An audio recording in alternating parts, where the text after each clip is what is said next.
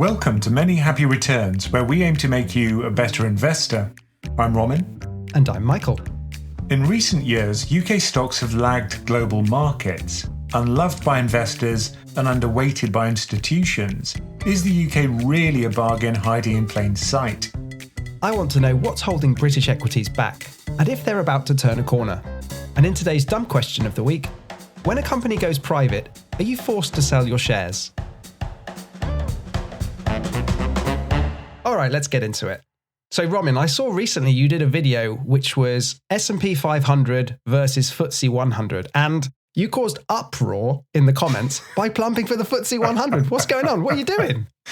Well, I had to be honest. I've got an overweight and it's in UK stocks, although it's very small, to be fair. And it's because of valuations. I just think the UK looks very cheap at the moment. And I just thought, well, why not have a little punt on UK stocks? It's contrarian. Foolish, some might call it. But look, I think the UK is so unloved. Okay, it's got problems, I admit that. But, we'll talk about that. But I think overall, if you look at the valuations in the UK, it's pricing in something pretty bad. And the reality isn't quite that bad. What's the definition of madness again?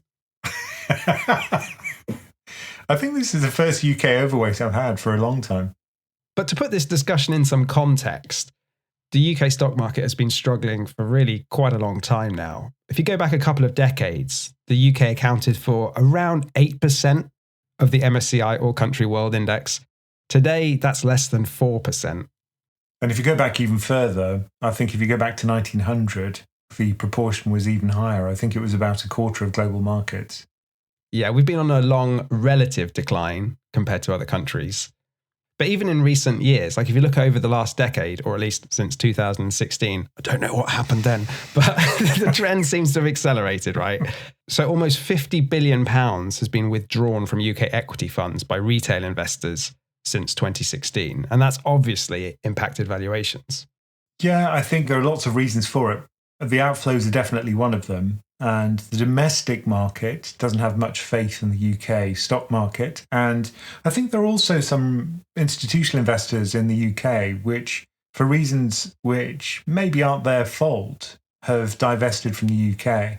Are you talking about pension funds there? Because there's a specific issue, isn't there, around defined benefit pension funds and how they've basically had to sell all their equities over the last 20 years because of changes in legislation. So legislation came in bit by bit with the intention of making pensions safer, right? You'd match the liabilities that you have to pay to your retirees with the assets you have. And you do that with bonds. So if you go back to 1996, defined benefit funds had almost 80% of their assets in stocks and the majority of that UK stocks.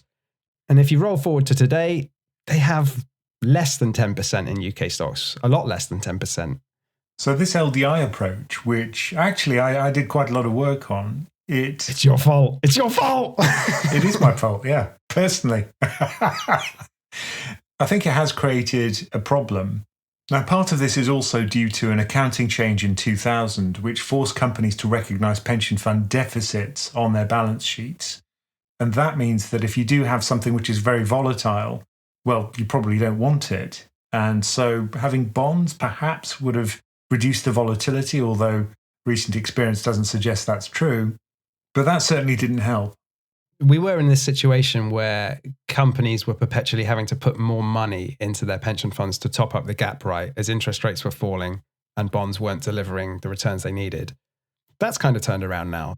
So I think we're now in a situation for the first time in decades where defined benefit pension funds are actually in surplus and companies are flogging them off to insurance companies. So that could be good news for UK corporates. Now, I came across some research by Ondra, which was titled Britain PLC in Liquidation. And that laid out some facts which they thought are behind some of these big sell-offs that we've seen in the UK. And they describe it as a sort of self-reinforcing liquidation process. So the first stage is what we just discussed, pension funds and insurance companies selling their equity holdings. And they describe that as systemic capital leakage. Nice, I like that. And then in the second stage, you've got reduced equity issuance for investment, M&A is absent, and that creates this kind of negative signaling effect. And then we have needless excess pension contributions, reduced earnings growth leading to lower multiples. And then finally, we have a lack of capital appreciation that requires higher distributions in compensation. So the gist is, if you haven't got growth, you have to pay out dividends. And that's how we got into this toxic state where we have a high dividend stock market with very little capital growth. Yeah, you mentioned at the top that the UK does have problems. And I think underpinning almost all those problems is this chronic lack of growth we've had since the financial crisis. Growth just makes everything easier, right? You have more money for corporates to invest, you have more money to spend on public services, and you have more money that people can save for retirement.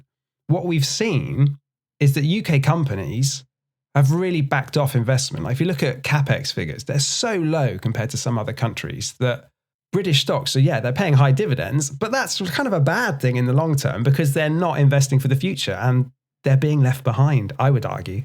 Yeah, if you're not investing in research or developing the next source of profit in the future, then that's going to be a problem. And this is something which US companies are very good at, researching, innovating, and also exploiting that technology once they've developed it with capital that's pretty readily available in the US, not so much here.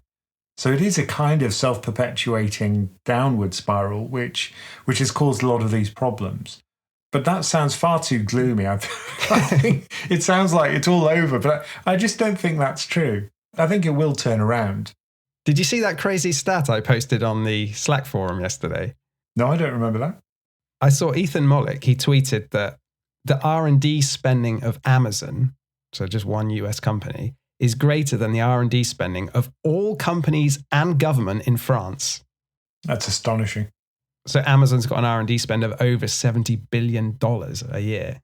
It's just on a different scale, isn't it, to what we're talking about here? Yeah, and they've got an eye to the future, and they are really building a company that's going to be successful for decades to come. And this is another reason why I think the Magnificent Seven have got this very difficult advantage relative to the rest of the US market, but also relative to markets like the UK, where we don't spend as much on research. And if you're talking about one of the reasons for UK underperformance, sector composition surely has to be a big part here. We don't have any big technology companies. Yeah, I mean, it's like the land of no tech. I remember when I first did this, I just had two pie charts. One of them was the UK, MSCI UK on the left. The other pie chart was MSCI Global, MSCI ACWI they call it. And what really stood out when I did it sector by sector was no tech. I mean, literally almost no tech at all. And that's pretty worrying because that's been the really successful story over the last 20 years. And the UK has simply been left behind. And it's not because we don't produce tech, we do.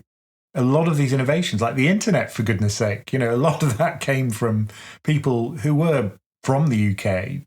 Some of it came from CERN, the particle physics research place in Switzerland. But a lot of that was based on research done by UK researchers. And if you look at AI, DeepMind, which was one of the companies at the forefront of artificial intelligence, was a British company, right? And then Google came in and bought it out in 2014. And now, yeah, it's kind of an American company, part of Alphabet. We seem to be good at getting companies at the early stages of R&D, but then they turn to America for investment when they want to become, a real unicorn. So perhaps it's more a matter of taking ideas and implementing them. That's where the problem is in the UK. And that's something we're not particularly good at. Scaling, once we've got a solution to people's problems. So having the capital available for that, the expertise to do that. But also it's often the people who aren't the technology developers who are the ones who are best suited to scaling it. So you've got to take the boffins, drag them away from the CEO's chair and have someone else take over in order to actually exploit the ideas.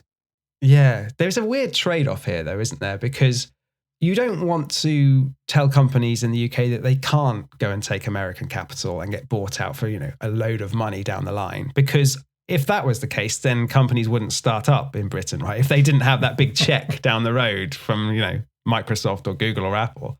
But also, we'd rather they listed on the UK Stock Exchange and became a British Google, wouldn't we? We'd love that. It would be amazing if it did happen. And I think the other problem is the UK's approach to failure and success. If we have a successful company, we tend to do it down. And I think that's just a cultural thing. Also, if we have a failure, we treat it as something awful. Whereas in America, you often have someone who's created 3 startups that didn't work and then created a 4th one that did and learnt from the previous experiences. So I think that kind of cultural problem is another thing we've got to overcome. But that comes with success, and I think there will be successes. I think government's aware of the problem. They've put a lot of thought and money behind incentives for R&D and investment. And there's lots of initiatives around startup companies. But I think, there's that gap that we mentioned, that when you're beyond a startup, you're being successful, then how do you grow internationally while staying headquartered in the UK with UK capital? That's the gap. So if we say that the UK doesn't really have any tech, at least large tech, what do we have? Like, what is our stock market comprised of? Yeah, so if we just list the top stocks in the FTSE 100, AstraZeneca is top. Then we've got Shell, then HSBC, then Unilever, then Rio Tinto, then BP. So lots of commodity producers, oil companies. It's very tied to energy prices, which a lot of people don't realise. The UK actually does pretty well if oil prices rise. But also things like copper and industrial metals, that would be good for the UK.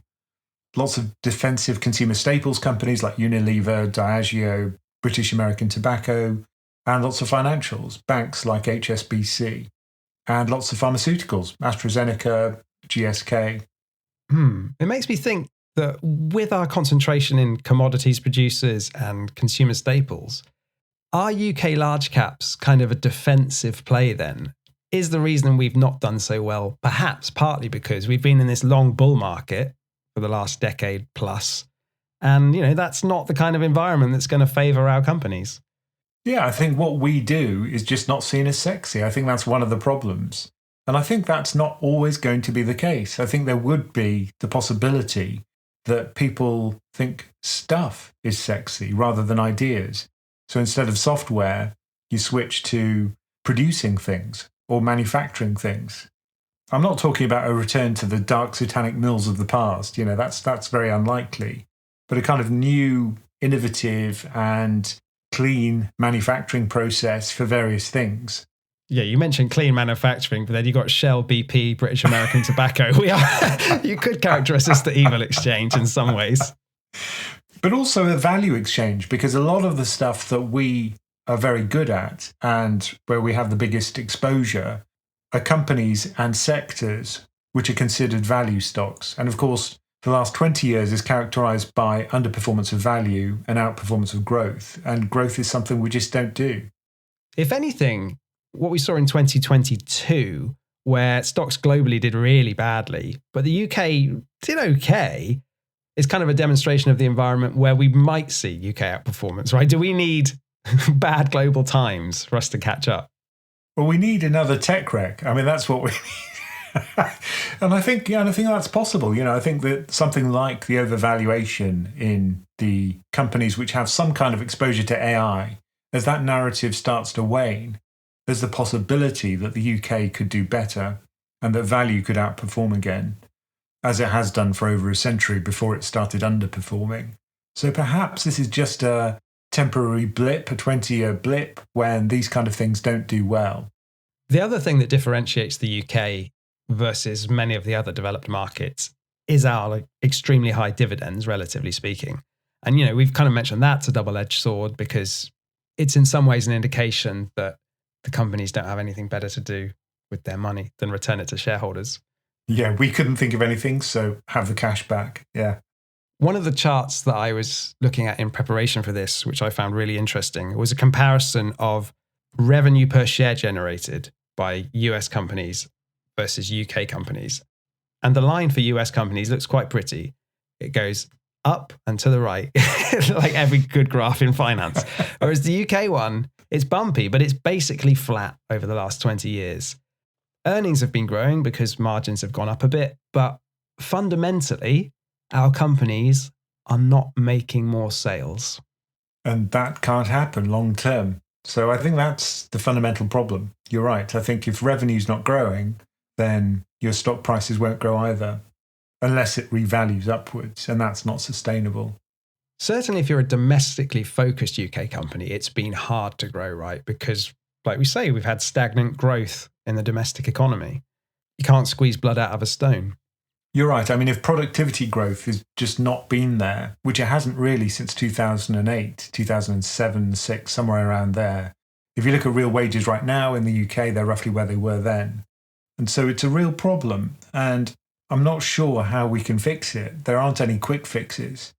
But that's definitely one of the sources, certainly for domestic companies, like you say. But one of the things that could fix that as a temporary measure is not to depend on domestic markets. So market UK stuff abroad better in economies which are growing and are very vibrant. And that hopefully could bootstrap us out of this quagmire. I mean, the thing is, as a British person, I am quite instinctively self-depreciating about myself and, Britain as a country. But we do a lot of stuff well, right? If you think about the things where we punch above our weight, the creative industries for sure, but also early stage R&D, biotech. We have an amazing university system with some of the best universities in the world, lots of intelligent graduates. And we should have really good capital markets. Like we've got massive financial firms. We've got one of the top stock exchanges in the world, even if it's been struggling of late. If we could get all these things to play nicely together, presumably we could get some growth going. So there's a real question of what the UK is good at, and it's not easy to put your finger on it. Banking is something we were good at, now not so much perhaps. But if you actually look at the GDP numbers and dig into them, then there's a category called other business services. Miscellaneous services is what we're good at. It's hard to market that, isn't it? Well, services superpower, I think that sounds good, doesn't it? And there was a Substack article by Dan Davies who said, "We dominate the world when it comes to doing miscellaneous stuff. Nobody can touch us when it comes to things that don't fit in any other category." Yeah, I remember that article. He compared it, didn't he, to Germany's speciality. Because they say of Germany, they have this Mittelstand of like small manufacturing companies that make the thing that makes the thing inside the thing, which kind of does sum up the German economy. It's a patchwork of these companies and it all feeds together to make cars and industrial machines. But that's the kind of ecosystem you want to foster and create because, that's going to create an economic powerhouse. So Davies talks about this. He says, "This is the British Mittelstand, and I think any industrial strategy for the UK has to take into account the things we're actually good at, rather than what seems whizzy and cool. The UK has an equally significant hinterland of businesses based out of the old rectory somewhere, all based around someone who knows the person who knows the answer to the question." Yeah. We're a knowledge-based economy. That's our thing. But you're right. It's hard to market that or even describe it. It's also the case that it's more difficult to sell services abroad. Like most of the free trade agreements have much less provision for services sales. Like you look at banking, for instance, and after Brexit, the EU didn't grant us the same level of equivalence, I think they called it, which made it harder to sell financial services overseas. And things like TV shows, that's a bit of my background. It's not a completely free market. Like, for example, countries like France have quotas where a certain amount of content on French TV has to be made in France by French producers. And this is common throughout the world. So you can't just go and completely dominate culturally, even if our TV shows are really good. But here I think the UK's language certainly helps because a lot of rich countries speak English. You've got the US, you've got Canada, you've got Australia. Did I miss anyone out? New Zealand. Obviously New Zealand, yeah. But there are some things the government can do. For example, don't piss off the people you're exporting to. That's probably a bad idea. Have infrastructure, which kind of helps. So fast broadband would be nice, especially in Holmer Green, can I just say. And education, the one that everyone doesn't want to talk about because it doesn't have instant benefits. So all of these things, I think, could help. But really, it's a kind of catch-22 because you've got to break into this doom loop somehow to get things started. But the impact on UK capital markets has been severe. So there's a real lack of new companies entering the stock market. If you look at IPOs, increasingly companies are choosing not to list in Britain. And who can blame them, right? You go to America, you get a higher valuation, you make more money for your shareholders. Yeah, I mean, you can literally have twice the money for the same amount of equity you give away. So it's a very difficult decision to make. there probably have to be some incentives to start off in order to start the ball rolling. But there's no question you've got lower volume. So if you trade in the UK markets, there'll be a smaller volume, lower valuation, and really less interest in the IPO. It's just more exciting if it's listed in New York than in London. Less domestic investors. That's one of the things that makes our market different from other markets.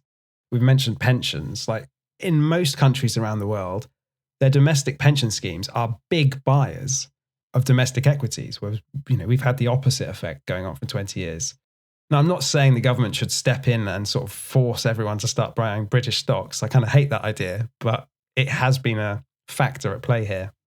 And you mentioned the lower volumes for UK stocks. There was an interesting piece from Robin Wigglesworth in the FT called The Atrophying UK Stock Market, which talked about this liquidity problem. So to quote from that article, today there are just 319 UK stocks where the 6-month average daily trading volume is $1 million or more, according to SocGen's Andrew Lapthorne. Yeah, Robin makes the point that the UK is actually the only major developed market where the number of liquid stocks has shrunk over the past 2 decades.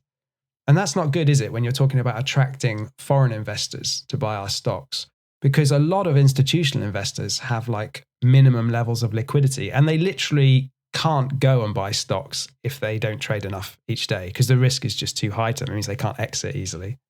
If you have a low volume, like you say, it becomes expensive to exit a position or enter a position. The bid-offer spreads are larger. That really is a problem. But I think this is more of a symptom rather than a fundamental problem, the volume problem. And if things improved in other ways, with productivity, with certain institutional investors investing more in the UK and foreigners investing in the UK, then that would turn around very quickly. So you've talked about it as a symptom. So I guess the big question really is the UK a bargain right now? So maybe the first place to start on that question is the valuation metrics. So if we look at forward price to earnings ratio based on the MSCI indices, the UK is 10.8 as we record this, which is below Germany, which is 11.4. And remember, Germany is having a really tough time at the moment. It's the only G7 country in recession. Yeah. And its industrial output is shrinking as they're struggling to come off Russian gas supplies. So, being below them as a multiple is quite worrying. And we're a long way below the US, which is 20.3 as a multiple. Our valuation is kind of half that of the US. And Japan's somewhere in between, 15.1. So there you go. You compare us with a country in recession, and we're actually at a lower valuation. And just looking at that, it makes no sense to me. And that was one of the reasons why I thought it would be a bargain, the UK right now. I'm not expecting fireworks. I'm just expecting a re-rating upwards to something closer to normality, which better reflects our economic situation, which is just not a lot of growth and inflation coming down. So I think it's not a massively bullish position, but yeah, I think those valuations are just too brutal, too negative. I mean, the danger is always putting too much weight on any one metric, right? The one that caught my eye was the price to book value in the UK is actually below 1, I think, versus around 2.5 times for the rest of the world. Yeah, that's shocking. I mean, everyone got excited when Japan was trading below book value, and that proved to be a decent bet last year. Yeah, why are we a value trap? That's not right. But maybe we are a value trap, Robin. Like, if the country was going to be a value trap and in long-term decline, if you had to think around the world, who's the next Italy? It could be us, right? We could be that country. Yeah, I just don't think that's going to happen. I just don't believe it because I think, in terms of creativity and education and the ability to come up with new ideas, we're pretty powerful as a nation. It's just a matter of harnessing that ability. That's looking kind of longer term. Shorter term, I think it's just the case that we've been unduly beaten up. I guess partly because of Brexit, partly because of what's going on in politics, and some rather unwise comments by some politicians about business, which suggest that we're not business friendly. And just looking back over time to see how we became successful in the first place, it was due to the Royal Navy. It was because we became an outward-looking society. Maybe in a bad way, of course, because of colonialism, but We traded, we became a mercantile nation, and that was really what led to our success. So it was a focus on business, support from the government for that outward looking stance. And that led to incredible benefits later on. Things we could never have foreseen, like the US, for example. I mean, we're not going back to gunboat diplomacy. Well, look, we wouldn't do it like we did it in the past. Yeah, but I'm saying, if you had to create a kind of recipe for how you become successful, it's an outward looking way of thinking rather than an inward looking way of thinking. I'm not going to argue with any of that, but I do want to quickly go back to valuation while we're here, because some people have said that, sure, the UK looks cheap, but that's largely a compositional effect. We look cheap because we have value stocks, and value stocks trade at lower multiples. However, even if you adjust for sectoral composition, the UK still looks cheap. So if you compare just the UK energy sector, for example, versus the US energy sector, ours trades on a forward PE of around 6 to 7 times, whereas the US is around 10 times. If you look at our biotech sector, we trade around 15 times as a multiple. The US is over 20. And in fact, the median discount for UK sectors is around 26% versus the US. And that's research from Schroders. And again, if you look at the reason why UK energy companies have been beaten up literally over the last week, and it's a specific part of the UK energy sector, it's battery storage. There was some kind of mistaken legislation which effectively overnight made the whole battery storage solution not viable. And if you look at the share prices of some of these battery storage companies, they've literally fallen off a cliff overnight. In fact, people were talking about it on Slack in our community. If that's the kind of environment in which these companies have to operate, it's kind of like China. You're worried about whether it's a good place to do business. One thing I've wondered about, though, is whether the UK is actually undervalued or whether it's more the case that the US is just overvalued. So I mentioned those sectoral compositions and, we look cheap compared to the US, even when you drill down to the company level. That discount more or less goes away when you compare us to European countries. So maybe it's more the fact that Europe as a continent is unloved. We've got aging demographics. We were reliant on Russian energy, which was a mistake. And we've got maybe burdensome regulation compared to some other parts of the world. So maybe the UK is just part of the European continent which is struggling right now, rather than it being specifically us, which is undervalued. Yeah, I think that's definitely part of the problem. No doubt about it. I think that's certainly true. I mean, just speaking personally, I would be reluctant to overweight the UK because I live in the UK, have property in the UK, am tied to UK inflation and political risk. Like, I already have enough eggs in the UK basket without, doubling down by owning more stock here than is appropriate, I think. Like, if I was completely neutral and living on the moon, yeah, maybe I would overweight the UK right now. It does look cheap. So you're saying you're already long? I'm already long. But why not monetize your UK exposure? What do you mean? Well, I mean, it's one thing to live here, but if you actually want to turn that into cash, then if you believe in the UK and you buy the stocks, you're turning that belief into returns. Yeah, but here's what I'm worried about. Concentration risk. Let's take a scenario where inflation in the UK is stickier than elsewhere and runs high for a long time. That would be bad for my personal finances, obviously. Yeah. But it would also be really bad for the UK stock market because we generate a decent amount of money from the UK market, right? So if inflation's high in the UK stocks will suffer. I have a double risk there if I'm overweighting UK stocks, which I don't want to take. Well, if you look at the FTSE 100, right, large caps, a lot of their revenue comes from abroad. And if that's the case, and we have higher inflation than elsewhere, then you get this effect kicking in where the currency devalues. Any profits you generate abroad get repatriated into more pounds. So that actually acts as a hedge if we do have higher inflation. Would the Bank of England not have to hike rates, though, if we get higher inflation? Yeah, I mean, it will mean higher rates for longer, potentially, from the Bank of England.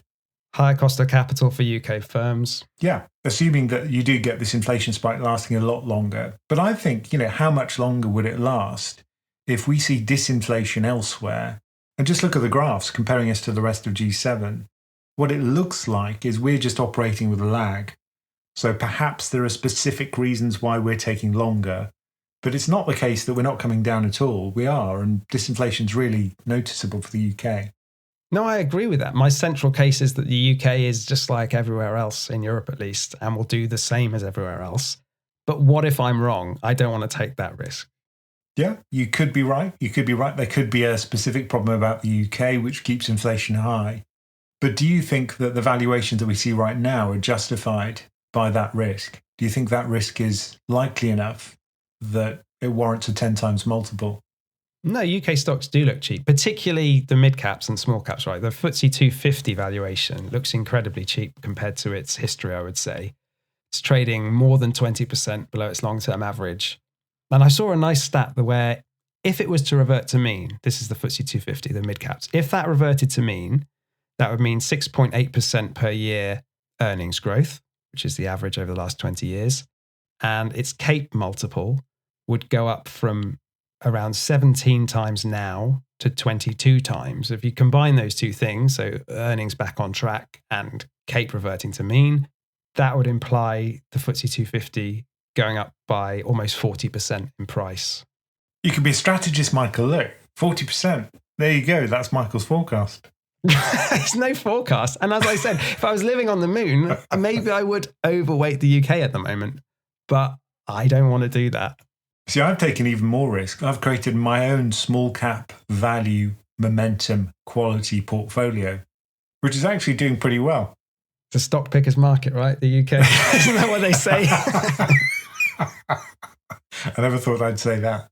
But the trouble with saying, okay, the UK looks cheap, is that everyone can see it looks cheap, right? There's a Charlie Munger quote, which I like, which is, when you locate a bargain, you must ask, why me, God? Why am I the only one who could find this bargain? And that's what I feel about this here, is that we're not the only ones that can look at a price to earnings multiple and go, oh yeah, the UK looks cheap. Yeah, but I guess, if you buy during a crisis, these are the kind of opportunities which takes a little bit of bravery. And I think sometimes people see the opportunity but aren't just willing to take it. Maybe they don't believe it's going to recover. Maybe they just find better opportunities elsewhere. The thing is, it's been cheap for quite a long time now. It would need a catalyst to change the narrative, change the story, get us reverting to a more reasonable multiple. I mean, in the meantime, it seems that private equity is having their day. They're coming in and taking lots of UK companies private, plucking them out of the stock exchange. So towards the end of last year, we saw that with Hotel Chocolat and the restaurant group, that kind of made the press that quite high profile British companies were being bought out and delisted. And in fact, there were 40 deals last year worth more than £100 million each. And the kind of staggering stat is that the bidders, the private equity coming in, they paid an average premium of 50% versus what the company was trading at the time. So they clearly think the market is cheap. Well, certain parts of the market, that's for sure. But of course, they're very selective. They'll be looking for companies where they see value. And usually that'll be within a particular sector as well. But you're right. It is a vote of confidence. I've heard it said that if we don't buy our stocks, someone else will. Yeah. I mean, the question, though, is the catalyst. Like, what is going to turn this narrative? Maybe a change of government. The current government's been in power for a long time, so maybe they're just bereft of ideas. They certainly haven't turned things around yet. And it does take a fresh set of heads in order to come up with new ideas and a clean slate. So perhaps that could turn things around. Although I'm loath to think that politicians could fix problems rather than create them. Yeah, I don't know if the change of government, if we get one, is going to turn the tide. I mean, they're certainly not being super ambitious with market reforms or investment plans or anything, as I can see. Maybe just the new face could do it, but I don't know. I think it's more that the macro environment would have to change around the world and people would have to start looking to value again. I think it's often really difficult to see what these catalysts are before they happen. And if you look back in history and look at countries that have suddenly become super successful, who could have predicted that Norway would have all of that money from finding all those oil and gas reserves underground? I mean, it wouldn't have been predictable. Now, you can probably tell Michael and I don't agree on everything. We sometimes disagree about the finer points of investing, but that's what makes a community. So if you want to enter into these kind of discussions with other investors and thrash out your own beliefs more clearly, then why not join our community? Just go to PensionCraft.com to find out more. Okay, today's dumb question of the week actually comes from one of our listeners, Andrew. When a company goes private, are you forced to sell your shares? Well, the short answer is no. What's the longer answer? Well, what you can do is hold on to them, but then once it stops being something which is traded on markets, the liquidity obviously is very different, and you then can sell it, but only to qualified investors. Right, so you'll sort of end up with stock and you're on the phone to Bill Gates saying, come on, give me a good price, Bill. But yeah, I mean, I think the key point here is that if it's going to go private, you're probably better off selling the stocks straight away. I mean, let's just walk through the process here. So we own a company. It's listed on, let's say, the London Stock Exchange or the New York Stock Exchange. A big private company comes in and says, I'm offering all the shareholders a 30% premium on the stock price, and they make what's called a tender offer. But once they do have one of these so-called tender offers, then the management can choose to recommend that to their shareholders or not to recommend it. But ultimately, it is up to the individual shareholders whether they accept it or not. And it probably will go down to a vote of shareholders. And I think it depends on the company about what level of agreement you need. Like it might just be a majority or it might be a supermajority. And then if enough shareholders vote to accept the deal, then that company is going private. And there are certain rules in the UK where if some entity acquires more than 30% of the voting rights for a company, they're forced to make a bid for the company. And to go back to the question of are you forced to sell? Generally, no, but you might be, depending on where the company is domiciled and the articles of incorporation of the company. It might be the case that if a buyer acquires a very high level of stock, maybe it's over 90%, something like that, then they can force the remaining holdouts to sell their shares. The thing to remember as well is that usually the tender offer will be at a price which makes it attractive, because the bidder will want to create an attractive incentive in order for the shareholders to agree to what they're suggesting. An offer you can't refuse. Yeah. But here's the thing. If we're saying the UK market is undervalued and lots of private equity is coming in and picking off the companies it likes, is there not a case that UK boards and shareholders should be standing up to them more and turning down these offers? Because even if they're at a premium to the current price is artificially low, is what we might be saying. I think you've got to think about why people invest in the first place, and often it's just for return. So really, do they care whether the capital is allocated to that specific company or to another company? I think in most cases the answer is no, unfortunately. Take the money and run is what you're saying. Yeah. And it's hard to turn it down when someone comes in with a 50% premium on the share price, isn't it? But you can go off and buy another UK company if that's what you really believe in. So maybe that's the way to think of it. That you can chalk up to an investment success, and then you can go off and place your capital with another UK company, and more of your capital for that matter. I mean, it's an investment strategy, isn't it? To invest in companies you think are going to become takeover targets, because you get these quick wins potentially of people coming in and bidding 30 to 50% premiums. Yeah, and that could be another reason why the UK could perform temporarily quite well in certain sectors. I mean, certain sectors are attractive, others aren't. But you're right. I mean, there is a takeover strategy, but clearly it depends on the ability to select the stocks which will be taken over, which I'm not convinced that anyone can do. No, it's the kind of strategy which often requires a sort of under-the-table tip-off, isn't it? Special knowledge, yeah. Which is illegal, by the way. Let me just point that out. Thank you for joining us for Many Happy Returns. Do send us your questions, no matter how dumb, at the email address mhr@pensioncraft.com. And do remember to check out PensionCraft.com for all the information about our membership and investment coaching options. Many Happy Returns is a PensionCraft production, co-hosted and executive produced by Romin Nakiza and Michael Pugh. This podcast is for informational and entertainment purposes and is not financial advice. We do not provide recommendations or endorse any decision to buy, sell, or hold any security. We cannot be held responsible for any actions listeners may take, and investors are encouraged to seek independent financial advice.